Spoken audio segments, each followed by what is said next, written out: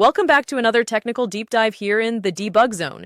Today we're tackling a big question and breaking it down with insights from other users. Hopefully this clears up some misconceptions and helps you get the answer you need. So buckle up, stay a little curious, and let's jump right in.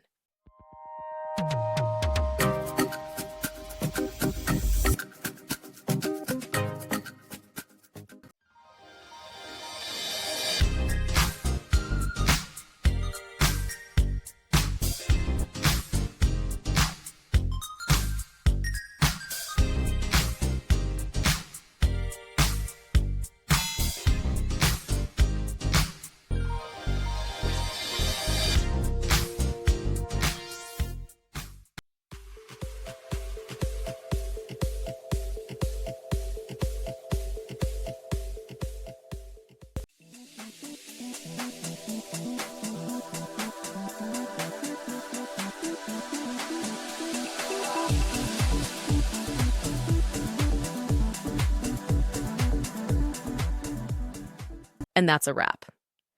I hope you found the answer you were looking for. If you did, take a second to hit that subscribe button. It really helps out. And let me know in the comments which solution worked best for you. See you next time in the debug zone.